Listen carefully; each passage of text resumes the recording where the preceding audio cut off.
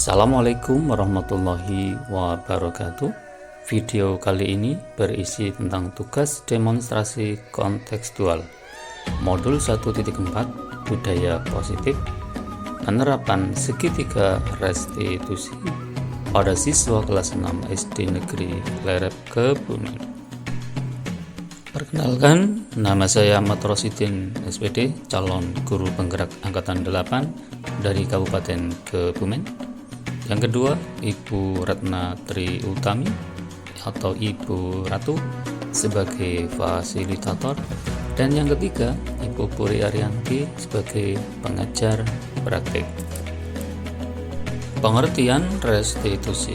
Restitusi adalah proses menciptakan kondisi bagi murid untuk memperbaiki kesalahan mereka sehingga mereka bisa kembali pada kelompok mereka dengan karakter yang lebih kuat.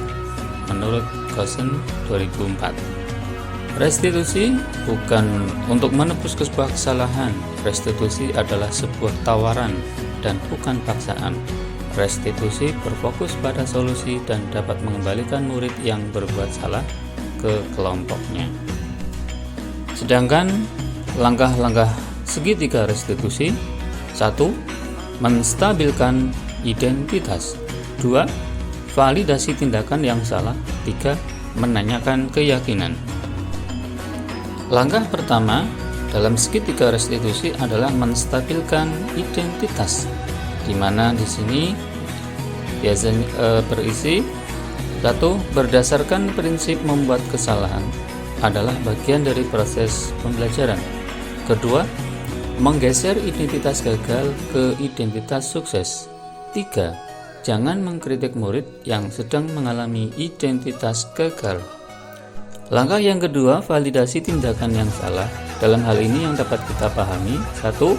Berdasarkan prinsip setiap perilaku berupaya memenuhi suatu kebutuhan tertentu. 2. Mengenali dan memahami kebutuhan murid akan memperbaiki hubungan dengan murid. 3.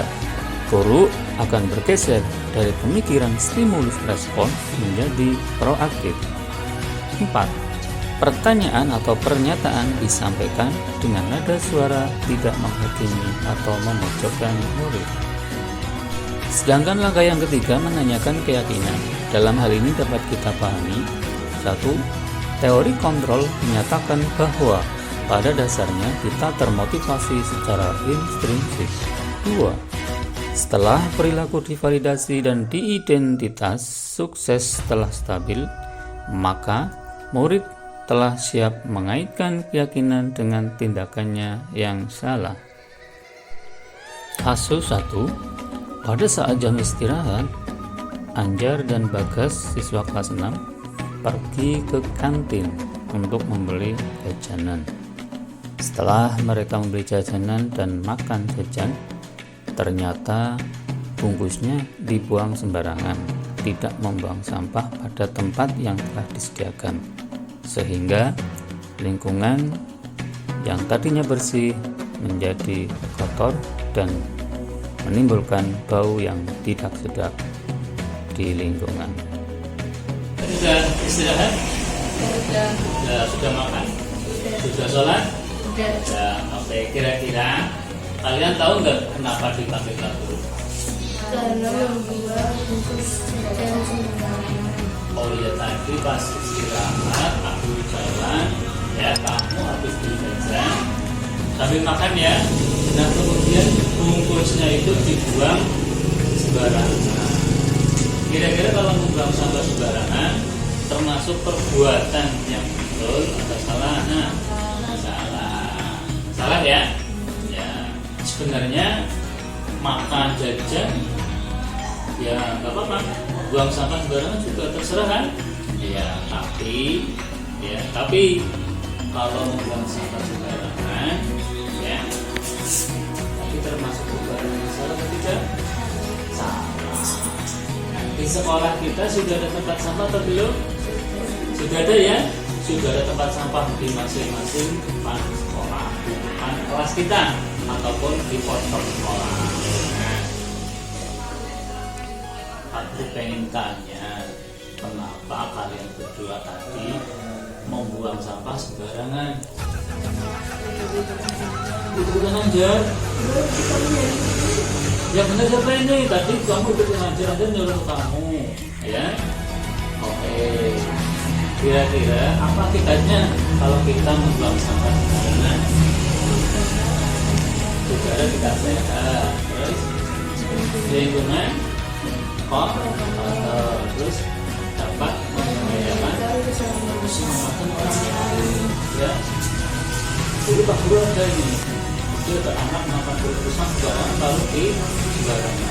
Ada orang jalan injek kepala terus bahaya kan orang berang itu biasanya kalau membuang sampah sembarangan. Ya, kalian masih ingat nggak keyakinan kelas yang ada di kelas kita? Masih ingat nggak? Masih. Oh masih. Satu, bersikap jujur. jujur. Yang kedua, sopan. Yang ketiga, membuang sampah pada tempatnya. Ya, oke. Membuang sampah pada tempatnya. Nah, di sini Pak Guru itu tidak memarahi kalian, tidak menyalahkan kalian, tapi berusaha Pak Guru membantu kalian untuk mencarikan solusinya biar kalau membuang sampah tidak sembarangan, tapi buanglah sampah pada tempatnya. Apa yang harus kalian lakukan ya kira-kira biar tidak mengulanginya lagi?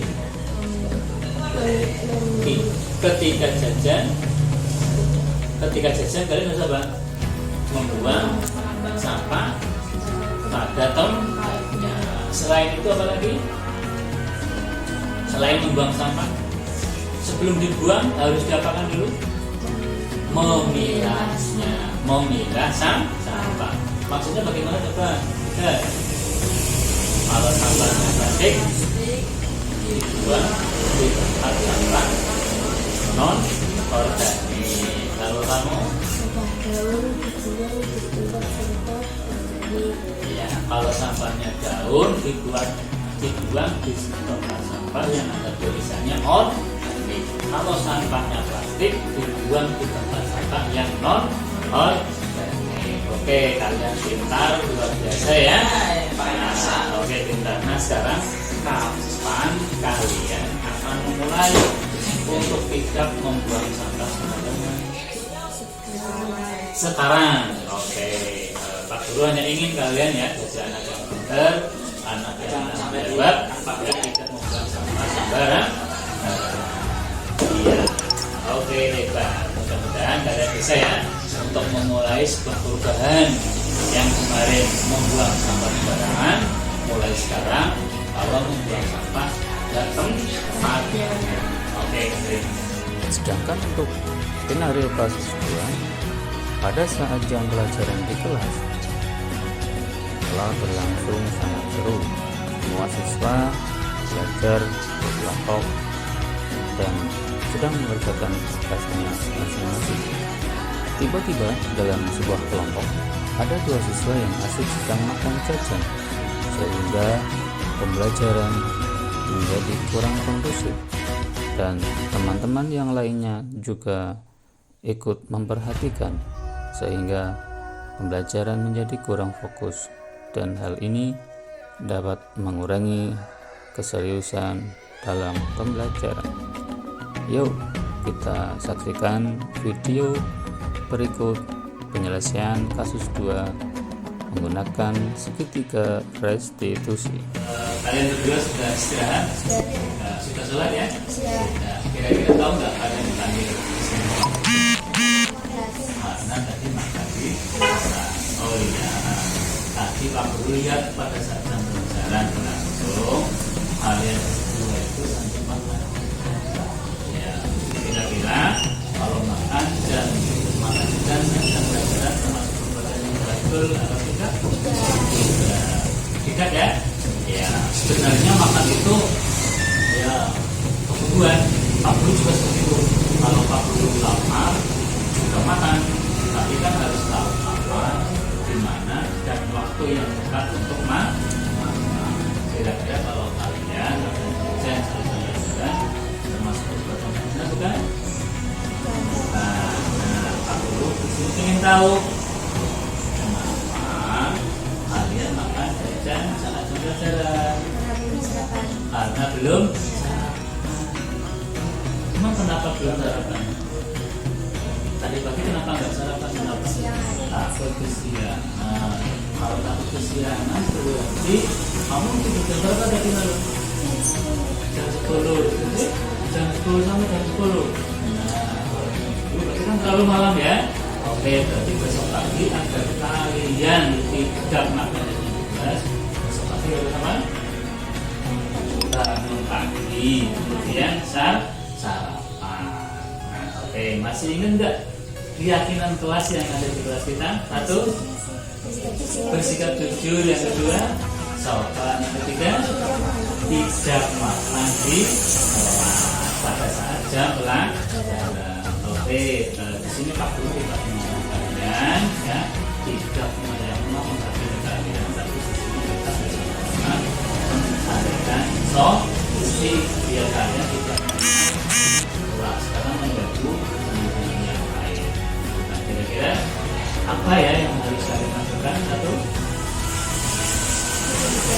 ya itu di awal, kemudian sarapan.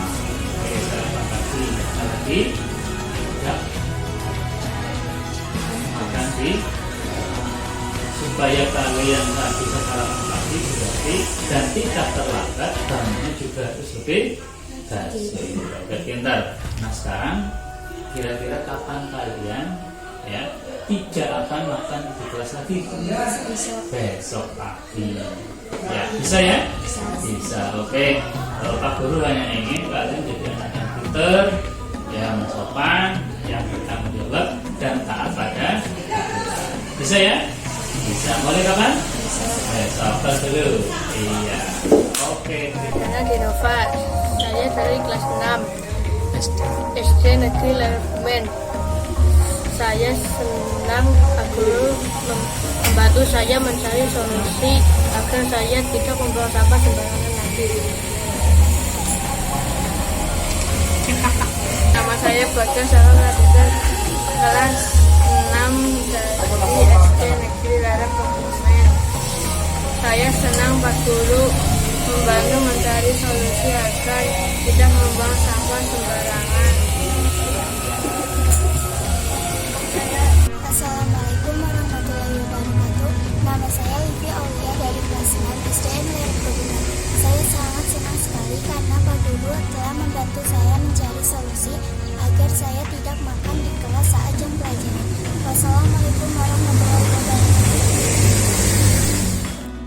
Kesimpulan yang dapat diambil dari dua video studi kasus yaitu penanganan kasus yang didasarkan atau dilakukan guru dengan menggunakan pendekatan segitiga restitusi, diharapkan guru dapat memposisikan dirinya sebagai manajer dengan mengajukan pertanyaan-pertanyaan bermakna yang membuat murid jadi mandiri, berani, percaya diri, dan bertanggung jawab. Terima kasih. Salam guru penggerak, bergerak, tergerak, dan menggerakkan. Selamat berjumpa kembali di video berikutnya. Wassalamualaikum warahmatullahi wabarakatuh.